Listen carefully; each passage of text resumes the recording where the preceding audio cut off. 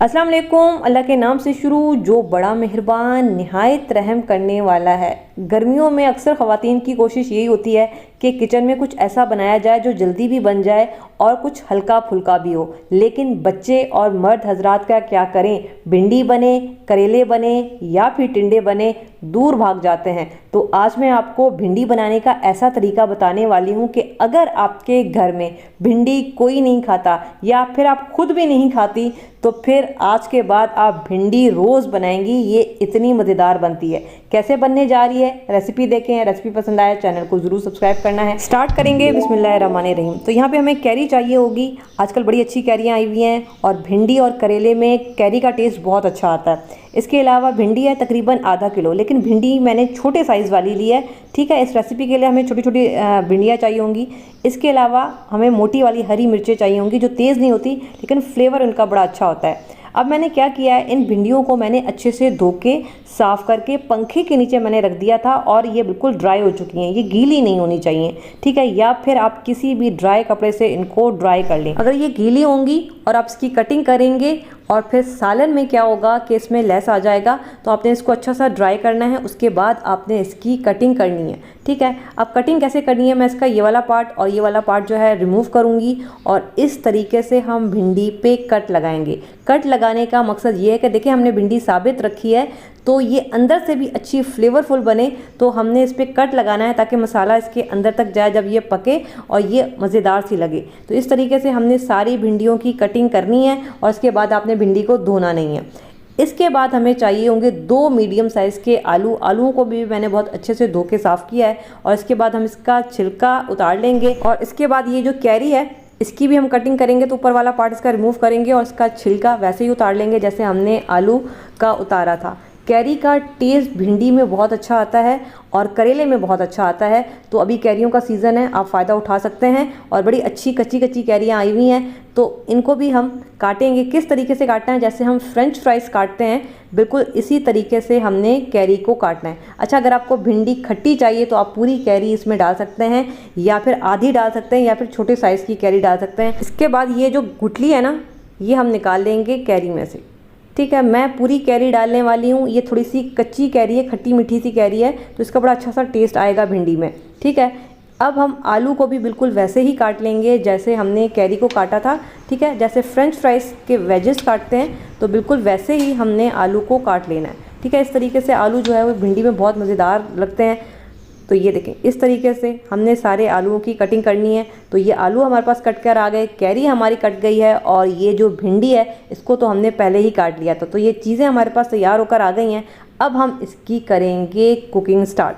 Oil मैंने तकरीबन यहाँ पे आधा कप डाला है। तो सबसे पहले मैं ऑयल में डालूँगी आलू और आलूओं को हम यहाँ पे फ्राई करेंगे। आँच को मैंने मीडियम रखा हुआ है। मीडियम आँच पे आलू को हल्का सा गोल्डन ब्राउन कलर आने तक इनको फ्राई करेंगे। जैसे फ्रेंच फ्राइज़ को हम फ्राई करते हैं बिल्कुल वैसे ही करेंगे। तो ये देखिए हल्का सा इन पे कलर आना स्टार्ट हो चुका है। ठीक है, ये इन पे कलर आया, ये अभी गले नहीं है।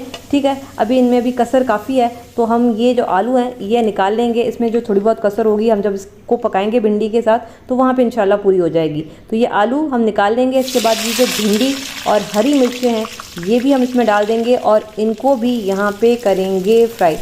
आँच को मैंने यहाँ पे मीडियम रखा हुआ है। मीडियम आँच पे हमने भिंडी को फ्राई करना है, लेकिन भिंडी पे हमने कलर नहीं देना, ना ही भिंडी को हमने गलाना है। ठीक है, इसका लुक अच्छा रहे, हरी भरी रहे, तो बस 1 मिनट के लिए ही हम इसको फ्राई करेंगे और इसके बाद ये जो भिंडी है इसको हम निकालेंगे। हरी मिर्चों को मैंने मज़ीद कलर दे दिया। ये देखें, इस तरह से कलर आने तक हमने हरी मिर्चों को फ्राई करना है। फ्राई हुई हुई हरी मिर्चों का टेस्ट बहुत अच्छा आता है भिंडी में। तो ये हो गई हैं, इनको साइड पे रखेंगे। इसी ऑयल में अगर आपको ऑयल ज़्यादा लगता है तो आप कम कर सकते हैं। 1/2 टेबल स्पून लहसुन अदरक का पेस्ट हम इसमें डालेंगे।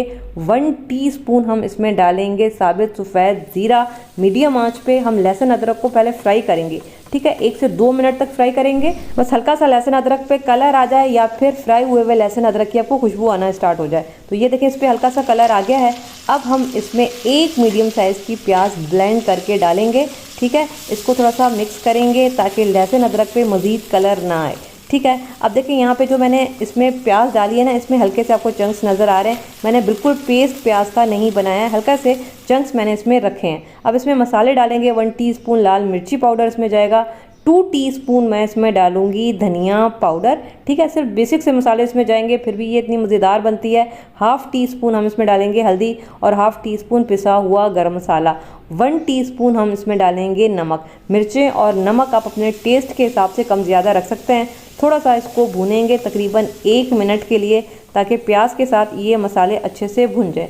आँच को मीडियम ही यहाँ पे रखा हुआ है। ठीक है, जब मसाले हल्के से भुन जाएंगे 1 मिनट के बाद, तो हम इसमें 2 ब्लेंड किए हुए टमाटर डाल देंगे जो मैंने आपको दिखाए थे। ठीक है, अब देखिए यहाँ पे अगर मैं तेज़ आंच करके इसको भूनूंगी ना, तो ये छींटे आपके हाथों पे मुंह पे आएंगी और किचन भी गंदा होगा।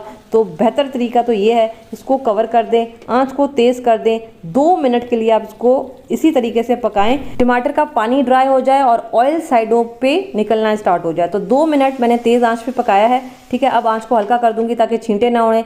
ऑयल आपको नज़र आ रहा होगा साइडों पे।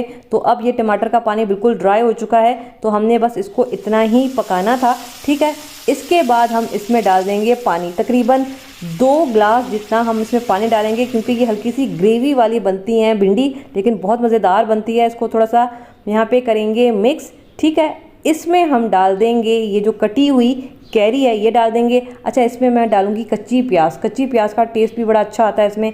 एक छोटे साइज़ की कच्ची प्याज मैं स्लाइस में काट के इसमें डाल रही हूँ। ठीक है, क्योंकि करेले में और भिंडी में कच्ची प्याज का टेस्ट बहुत ज़बरदस्त आता है, तो ये डालेंगे। इसको थोड़ा सा मिक्स करेंगे।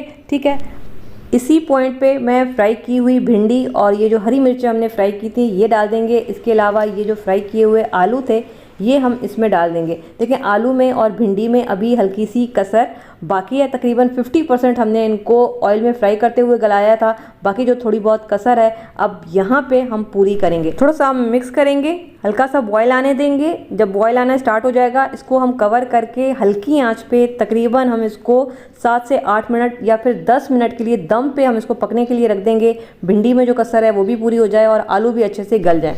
10 मिनट के बाद हम ढक्कन हटाएंगे। बिस्मिल्लाहिर्रहमानिर्रहीम। आप देख लीजिएगा बीच में एक दफ़ा। ठीक है, हो सकता है कि भिंडी और आलू आपके पहले गल जाएं। ठीक है, आपने 10 मिनट के लिए कवर करके आपने छोड़ना नहीं है, बीच में चेक करते रहें। जहाँ पे आपको लगे कि आलू और भिंडी गल चुके हैं वहाँ पे आपने चूल्हा बंद करना है। ठीक है, और ऊपर से हम थोड़ा सा डाल देंगे हरा धनिया। और ये जी मज़ेदार हमारी ग्रेवी वाली भिंडी जो है वो तैयार हो चुकी है। आलू मैं आपको यहाँ पे दिखा देती हूँ कि माशाल्लाह से आलू भी यहाँ पे गल चुके हैं, भिंडी भी हमारी यहाँ पे बेहतरीन सी गल चुकी है। तो ये हमारी मसाला भिंडी, खट्टी भिंडी, आलू भिंडी या फिर ढाबे वाली भिंडी भी आप इसको कह सकते हैं, जो भी है, लेकिन ये बहुत मज़ेदार बनती है। प्लेट में निकालेंगे। बिस्मिल्लाहिर्रहमानिर्रहीम। कभी कभी बिल्कुल ड्राई चीज़ें नहीं अच्छी लग रही होती हैं, तो इसमें हल्की सी ग्रेवी है, बहुत ज़्यादा ग्रेवी नहीं है, लेकिन इसकी ग्रेवी बहुत मज़ेदार है। इसी ग्रेवी के साथ भिंडी बहुत ज़्यादा मज़ा देती है। कैरी डाली है जिसकी वजह से इसमें खटास आई है, तो ये बहुत ही मज़ेदार भिंडी बनती है, चटपटी खट्टी सी। एक ही तरह से सब्जियों को आप बार बार बनाएंगी तो ज़ाहिर है बच्चे भी और अपना भी कभी कभी दिल नहीं करता। तो ये थोड़ी सी अलग और बहुत ही मज़ेदार सी मैंने आपके साथ रेसिपी शेयर की है। ये देख रहे हैं, अच्छी ग्रेवी वाली ये भिंडी है जो कि बहुत ज़बरदस्त लगती है। आपने बनानी ज़रूर है, मुझे ज़रूर बताइएगा कि कैसी बनी।